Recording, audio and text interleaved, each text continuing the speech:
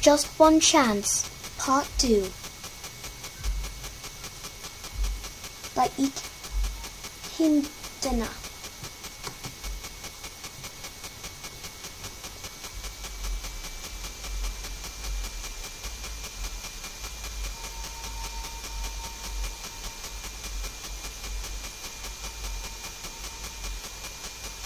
Okay, before I start part 2, first I need to find my place again. But I would like to say this is a really, really good one. And this is basically my first time doing an actual one. But this is a really good one, and I really enjoy doing this, so I might be doing more of these. And if you want to go back and read this, because I might not do the best recording version, go back and do it. It's called Just One Chance. Really, really good. I believe it's in the top picks, so you can find it there easily.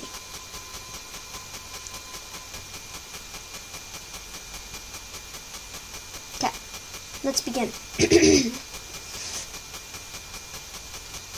Meanwhile, Sweetie Belle glanced back and forth between where the most unbelievable thing ever took place and her tea cup, and after a minute of doing so, she put the tea down and laughed nervously. All right, nice one, Princess Luna. You can stop now. I know this had to be a dream, really strange and bizarre dream. Princess Luna? Hello? Luna? She said, looking around the room. Only silence answered her. Elsewhere in Equestria, two eyes opened in the darkness of the night. My senses are tingling, the figure said. Rarity woke up after almost a restless night of sleep. Her mane was a mess, and what little makeup she had on now served only to leave her stains on her coat. She got up until she was sitting on the edge of her bed, looking at a carpet without any interest whatsoever, her mind still trying to figure out just exactly what happened last night. But all she could come up with was a single word. Whoa. Whoa, indeed. She had never, not even in her wildest dream, even begin to take a guess on how would Spike Dragon up and tell her about his crush. Well, he had already tried to do it during his birthday 2 years ago, but she knew it wouldn't be the same. She had hoped it would be something simple and heartfelt, or maybe simple blurt, followed by the childlike reasons to why and hows.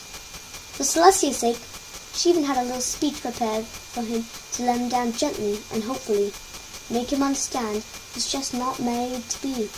In a worst-case scenario, however, she dreaded he would act like some sort of possessive and obsessed fool, react angrily, and later on resent her, ultimately destroying the friendship, or worse yet, let whatever dragon instinct play out for such a response. But what he did last night, instead, he had thrown her out by the window out of a hurricane's strong speeds. He had not foreseen that kind of answer, or such strong feelings, or anything he had said and done, really. Spike had instead acted like a true, refined, and collected gentle colt, something that not even her best-case scenario could match. That alone Spike's volumes about just how serious he had been, but even that pales in comparison against the two things that truly left her so conflicted. The first was his feelings for her. Love. He had said he loved her. Simple as that. He never once said something about how deeply he loved her, or what she made him feel, or what he would love her forever, or anything remotely similar to so many confessions she had heard, both directed to her and others. Thank you very much. In the past, he had admitted his crush for her, and that even he had expected it to end, not to evolve into something stronger. Then he began to point out why their relationship, if ever happened to be one, couldn't work, and his points had been painfully true. That was not another great difference between him and so many others. Where others would promise the moon, the sun, and the stars, Spike had insisted point out the problems. She didn't. She didn't know all better.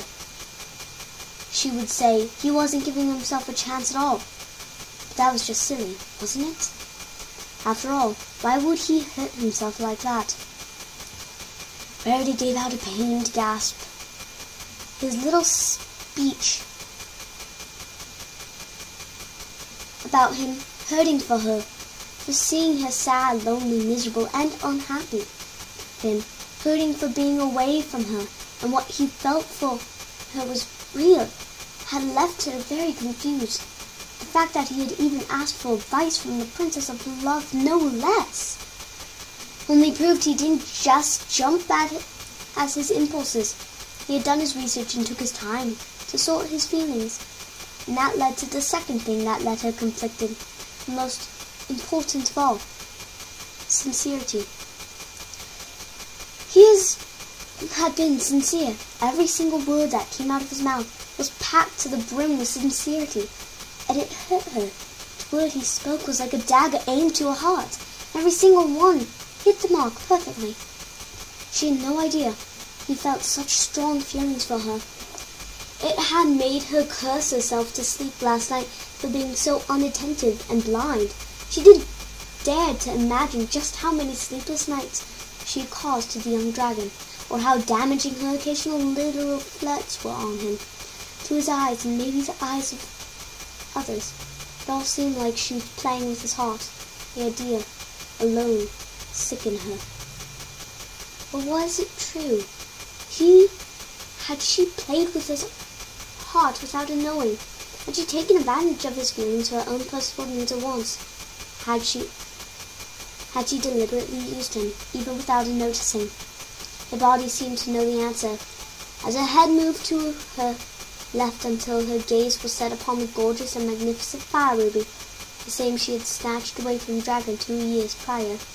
Rarity shook her head rapidly. Of course she hadn't snatched the previous gems out of his claw.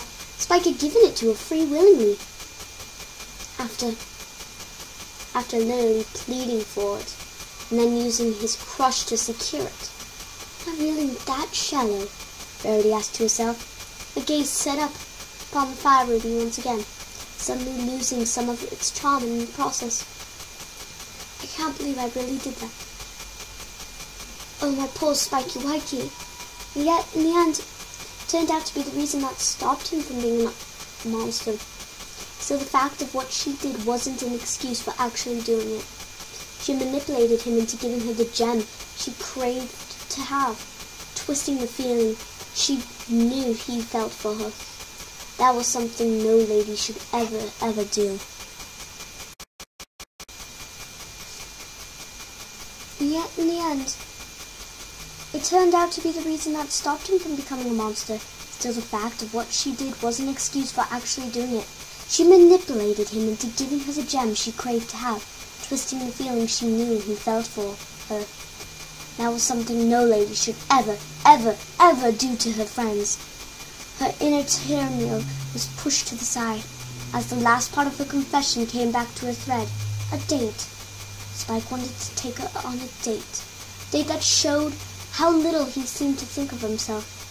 A dream date, as he had put it. And all he asked for was for her to accept his offer. And she had obliged to his wishes very fast, almost without thinking it. Was it the right decision? Or was this bond to break his heart even further than it already seemed to be? Rarity wandered and pondered in silence for long minutes, till she heard the voice of her sisters calling for her. Looking up, she saw the small clock on the wall. It was almost noon. She got up in a jump and nodded once to herself. Her Spiky Wikey, sorry about that, not only deserved this date, he had earned it after everything he had done for her. Most of the time, without incentive, she had a date in a few hours, and she needed to be ready. Twilight couldn't help but smile as she looked at her #1 assistant clean and polish his scales and spines with great care and precision. The reason behind it is not being a mystery for her.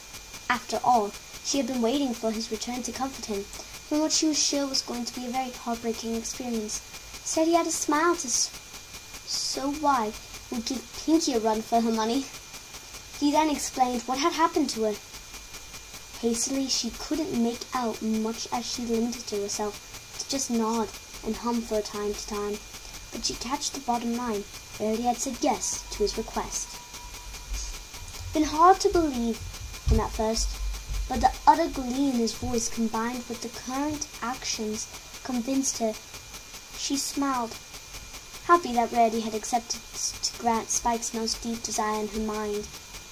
He deserved this gift after so many years following her like a lovesick puppy. Maybe it would finally let the poor dragon put his mind at ease. She giggled as Spike began to pose in front of his mirror. She had, right after he was done telling his tale, offered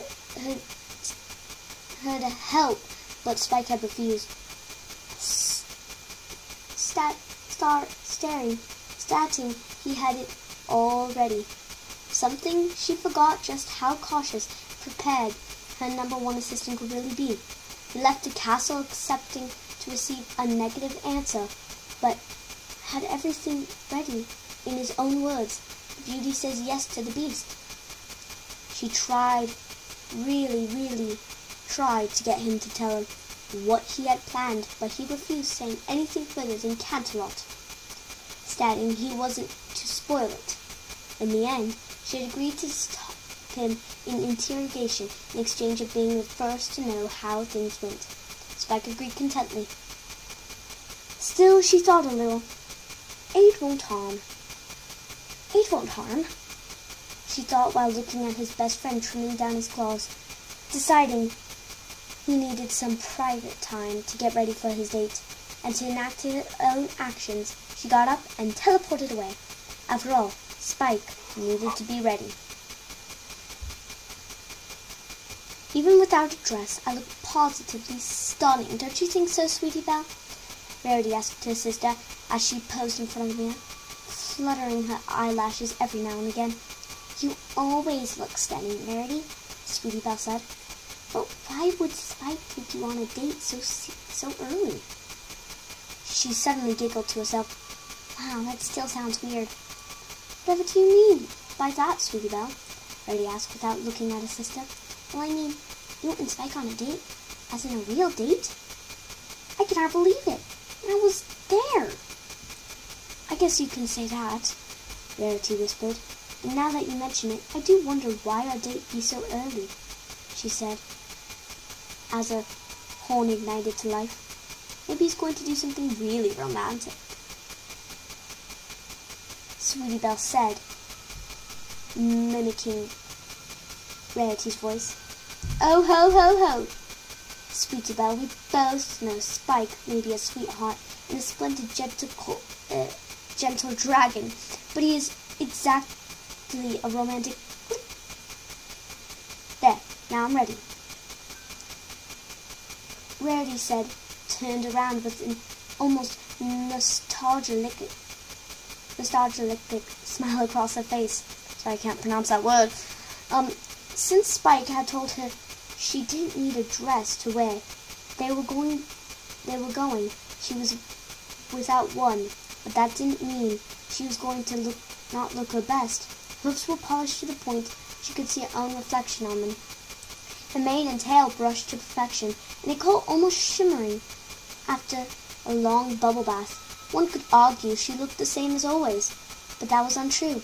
She looked positively stunning, even without extra makeup. Still, that didn't stop her from wearing her precious fire ruby as a necklace. If anything, it only served to make her look all the more beautiful. Spike is going to have a heart attack at the moment he sees you. Spike is going to have a heart attack at the moment he sees you, sis. Sorry. Again, this is kind of my first, so I'm still getting used to it.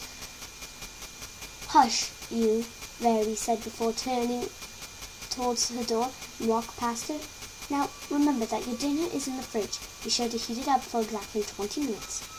Don't get creative with it and just eat that, all right? If you get hungry again or bored before I come back, I left some bits on the table. Don't stay up late and lock the doors before you go to sleep. If I'm not back by then.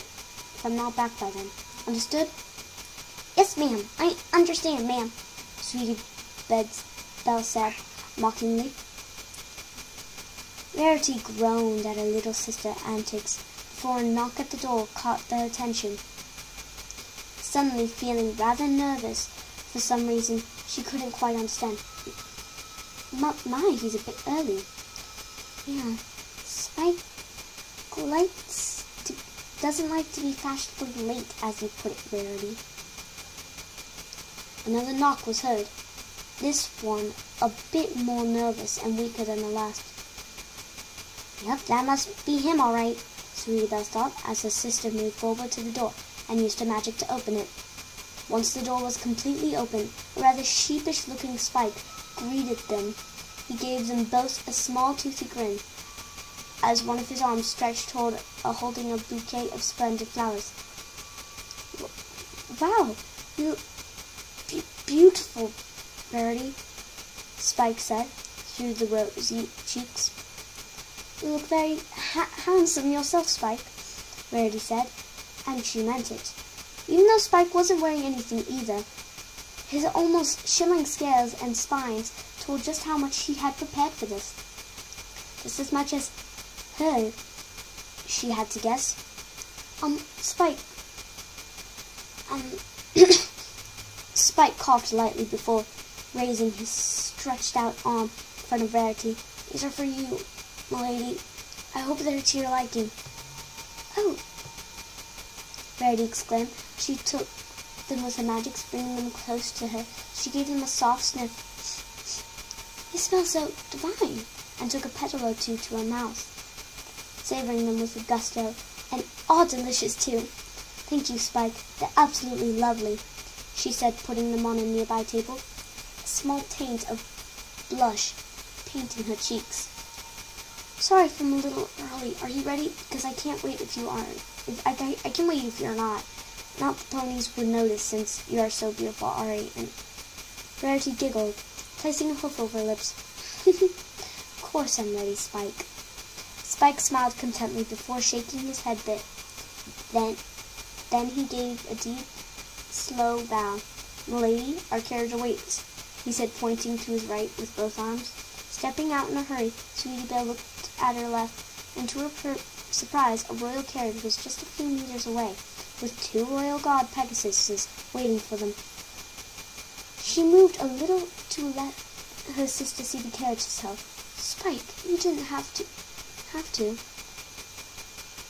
I didn't. This is Twilight's turn. I told her it wasn't necessary. When I was going to leave, this little surprise was waiting for me outside. Which comes in handy, actually, since our destination lies in Canterlot, m'lady. Spike said as elegantly as he could. I hope you don't mind. We can always catch a last-minute train if you wish so, m'lady. Well, I'd hate to waste such an opportunity to travel via carriage, not to mention Twilight's little gift, Rarity said, smiling at the dragon. And it settles it, m'lady, if you will, Spike said, offering once again carriage. Sweetie Belle sat on her haunches as she waited. Her sister climbed the carriage, followed closely by Spike, who then told the gods something. The royal carriage landed softly near the castle grounds, gaining the attention of a few passerbys. A couple of seconds later, Spike descended, offering his help to Rarity, who in turn gladly accepted. Spike gave his thanks to the gods, and then both took off once again. The couple walked calmly out of the castle grounds.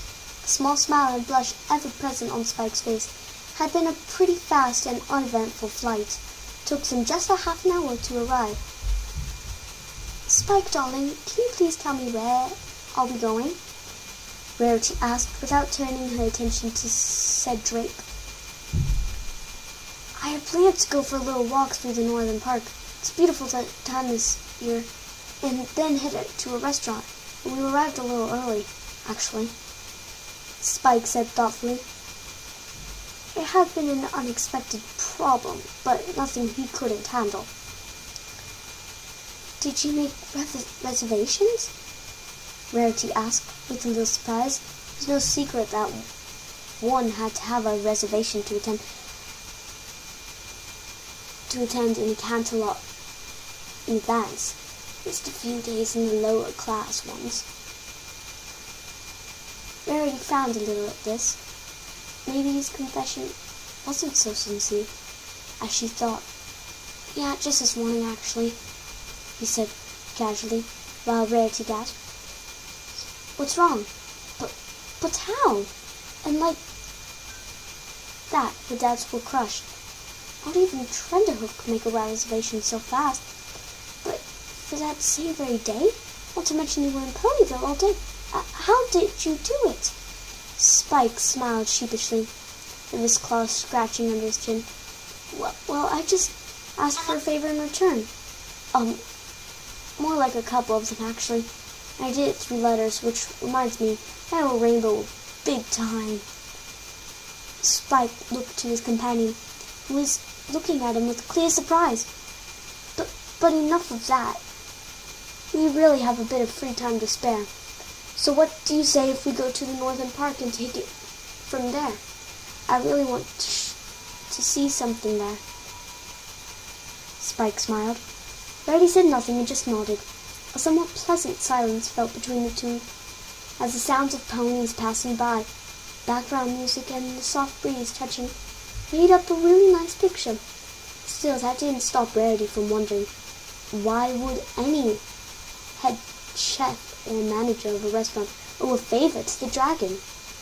Upon arriving to the Northern Park, Rarity immediately understood what he meant by beautiful.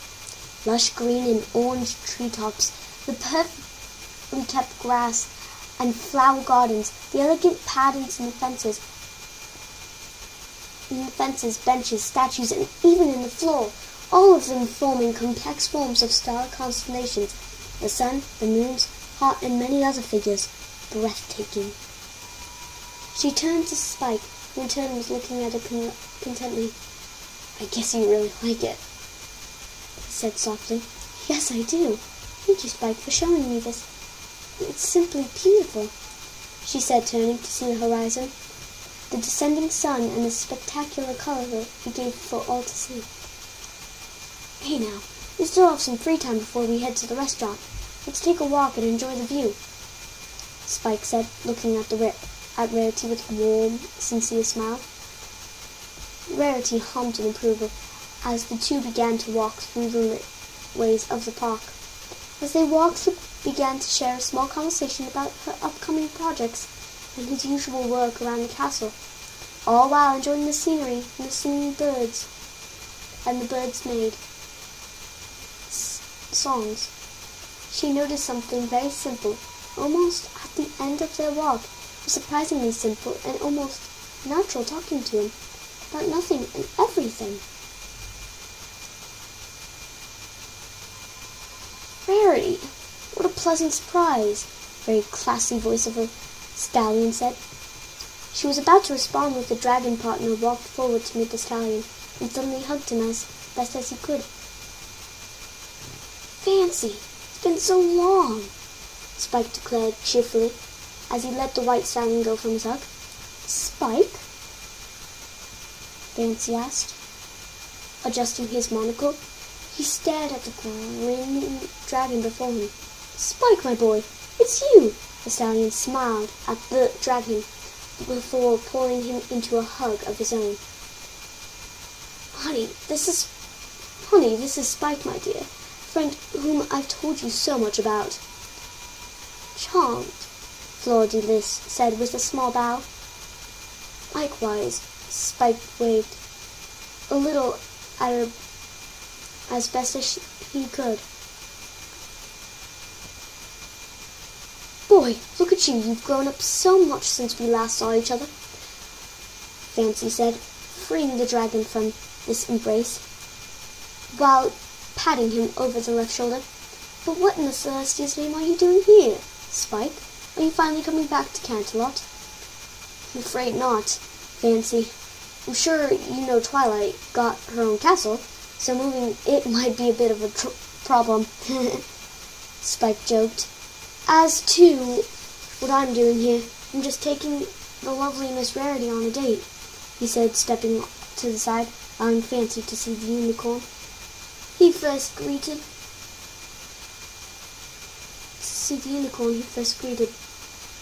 Said unicorn had her mouth agape, trying her best to say something, but nothing came out. Fancy smiled knowingly to the dragon. I see. Well, my boy, we would hate to interrupt your date, and further have fun for us on your date. Ta-ta!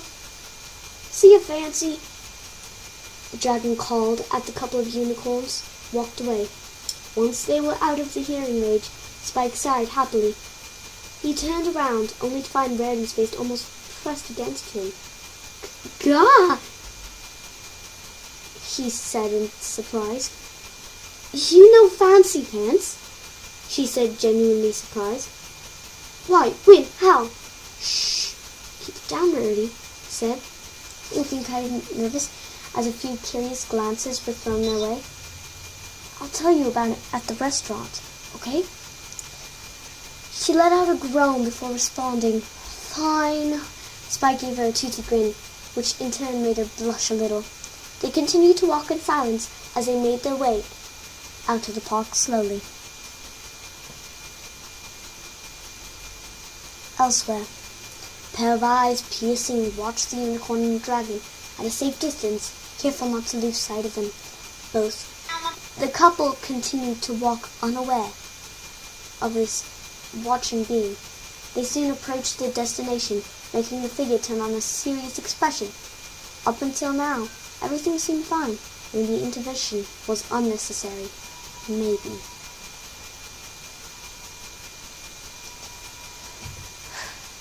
Before I start the next part, I know this may ruin it for you.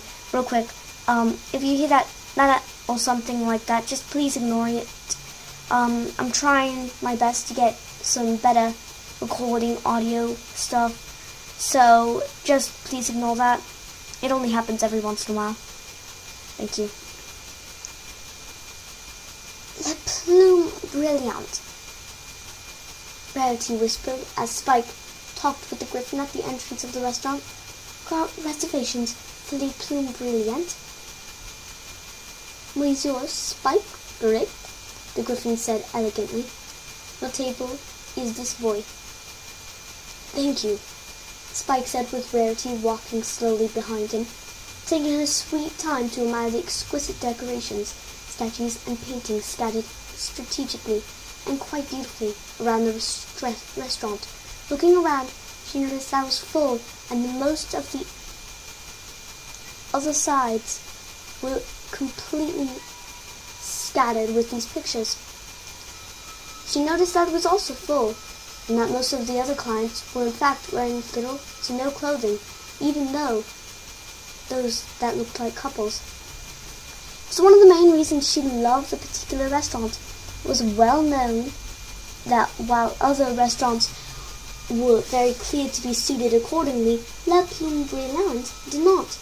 Quite the contrary, its only policy was to be civil during the stay. She loved to dress up, every pony knew that, but she hated to be forced to dress, just for the sake of it. Not only that, but the food was magnificent, the service unparalleled, the decorations simply breathtaking, and had one of the most stunning views of the landscape surrounding Canterlot in the entire city. She knew the establishment entirely. She had read all about it in the past years, and it baffled her mind as why it was only ranked 4 stars, when it was clear it deserved all 5 of them. Alas, on her humble opinion. If there were 2 things about the place she loved the most, one is one of the most popular places has to have a perfect evening, so to speak, and 2, it was the place she always dreamt to go on a date with her special sun pony, It was a secret fantasy only shared with the diary. So then, how did Spike could have possibly known that? Her train of thoughts, however, was interrupted by the voice of the said dragon calling to her. That was Just One Chance, Part 2.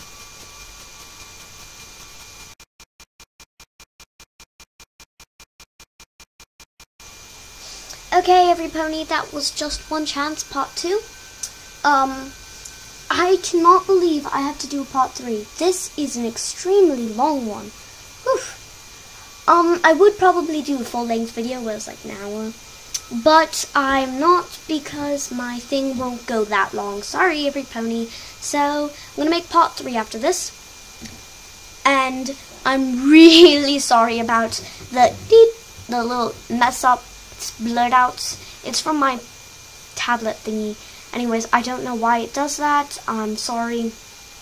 Sorry for the interruptions to this video. There's a couple of interruptions. My mom's friends, my mom being a dork. Well, my mom being my mom, basically.